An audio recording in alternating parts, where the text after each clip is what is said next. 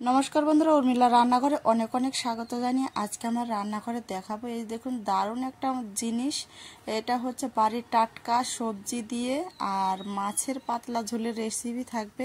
এই দেখুন এটা হচ্ছে আলু আর এটা বাড়ির জমিতে হয়েছে টাটকা কিন্তু পুঁই শাক। একবারে এখানে কয়েকটা লাল আছে আর কিন্তু সবুজ পুঁই শাক আছে। আর এই ভিডিওটা দেখার জন্য কিন্তু আপনাদের কাছে অনুরোধ রইল, আপনারা পাশে আছেন দিকেই কিন্তু আমি ভিডিও দেখাতে পারছি। এই যে দেখুন কত সুন্দর, একবারে টাটকা। আর টাটকা জিনিসের খেতে কিন্তু টেস্টি আলাদা।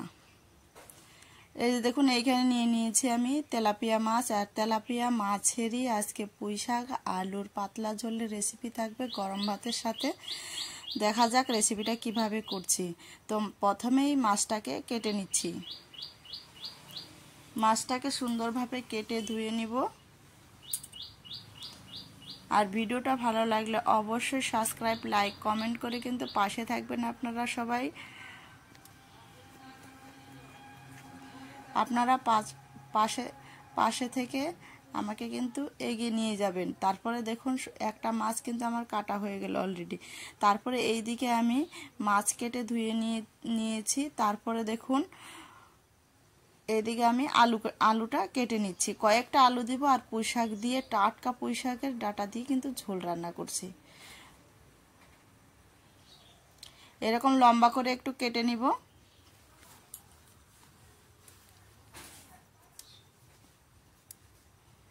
আলুটা কিন্তু এভাবে লম্বা করে কেটে নিচ্ছি।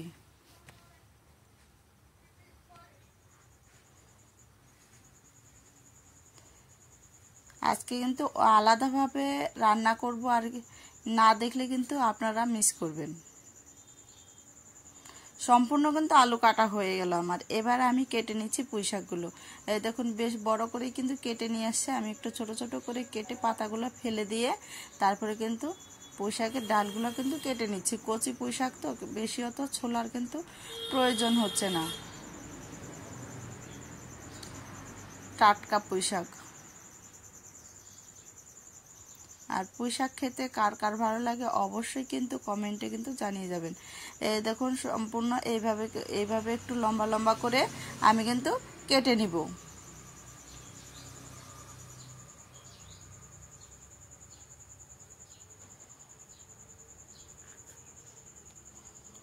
সম্পূর্ণ পুঁই শাক এভাবে আমি কেটে নিয়েছি। মাছটাও কিন্তু ধুয়ে নিলাম, সবজিটাও ধুয়ে নিলাম। এইদিকে দেখা যাক, এদিকে উনুনটাও আমি জ্বালিয়ে কড়াই কিন্তু বসিয়ে দিয়েছি। কড়াইয়ের মধ্যে দিয়ে দিব সরষের তেল। তারপরে দেখুন এই যে মাছটা আমি ধুয়ে নিয়েছি। ধুয়ে নেওয়ার পরে লবণ হলুদ দিয়ে সুন্দর করে কিন্তু আমি মেখে নিচ্ছি। এদিকেও তেলটাও গরম হচ্ছে আর এদিকে আমি মাছটাও কিন্তু মেখে নিচ্ছি।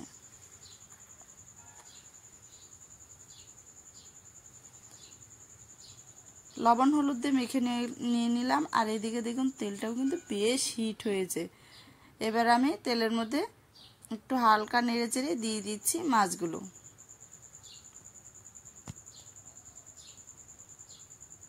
আর তেলাপিয়া মাছ কিন্তু খেতে কিন্তু টেস্টি হয়। বাজার থেকে কিনে নিয়ে এসছে কিন্তু মাছটা, আজকে পুকুরের কিন্তু মাছ না।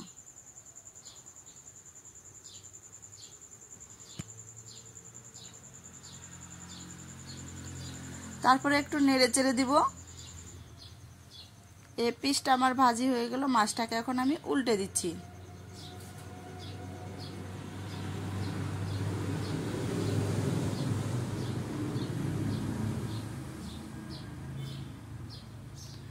উল্টে নেড়ে চেড়েই কিন্তু আমি নামিয়ে ফেলবো মাছটাকে।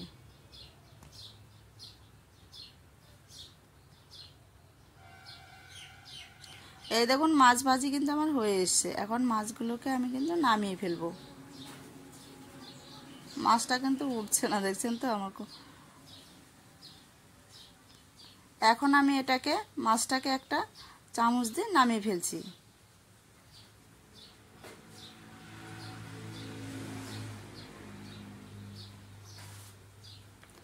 সম্পূর্ণ মাছ তো এভাবে করে ভেজে নামিয়ে নিলাম। এখন দেখা যায় কিভাবে রান্নাটা করা যায়।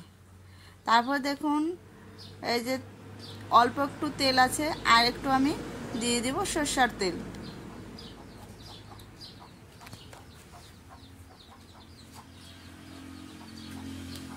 তেলের এইখানে দিয়ে দিচ্ছি 5 ফোড়ন আর হচ্ছে 3টা শুকনো লঙ্কা দিয়ে হালকা একটু নেড়ে চেড়ে দেব।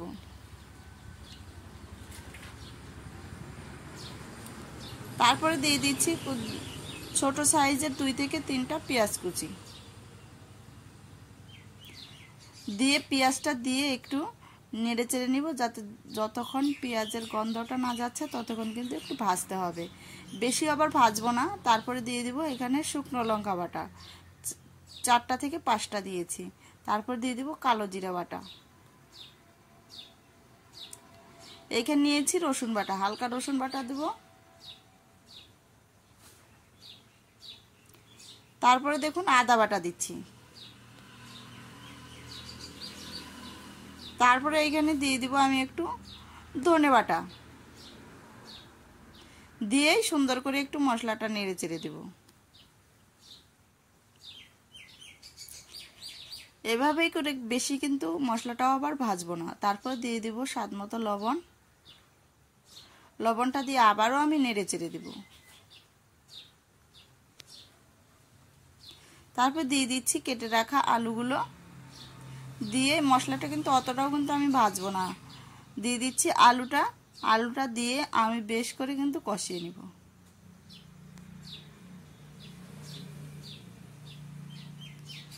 অর্ধেক যখন একটু ভাজা হবে তখন আমি দিয়ে দেব কেটে রাখা পুঁইশাকগুলো। পুঁইশাক দিয়ে আমি ভালো করে আবারও নেড়ে চেড়ে দিচ্ছি। এইভাবে আপনারাও বাড়িতে এইরকম দেখে রেসিপিটা দেখে রান্না করে দেখবেন, অবশ্যই কিন্তু ভালো লাগবে। তারপরে দেখুন আমি পরে হলুদটা দিলাম কিসের জন্য বলুন তো, আগে দিলে তিতো হওয়ার সম্ভাবনা থাকে। তারপরে হলুদটা দিয়ে 2 মিনিটের মতো আমি একটু নেড়ে চেড়ে দিব। এই দেখুন সবজি কষানো হয়ে এসছে প্রায়। আমি দিয়ে দিব এখন জল,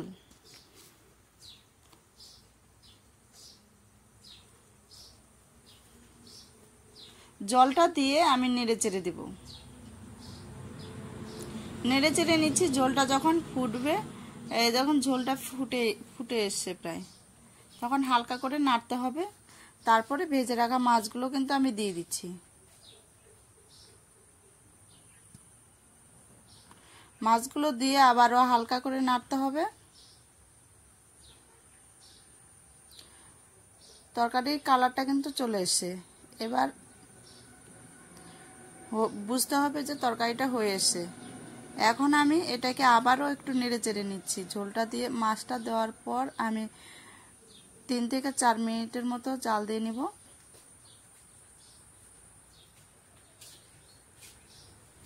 তারপর এটাকে আমি এখন নামিয়ে ফেলছি।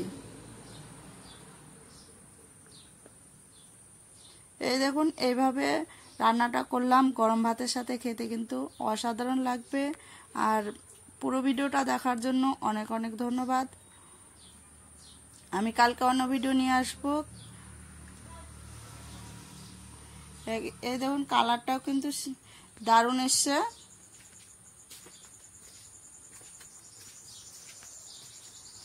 আমি দেখাচ্ছি একটু ঝোলটাকে। এই দেখুন পাতলা ঝোল থাকছে, আর গরম ভাতের সাথে কিন্তু আর কিছু লাগবে না, জাস্ট জমে যাবে। এইরকম রেসিপির তরকারি খেতে কার কার ভালো লাগলে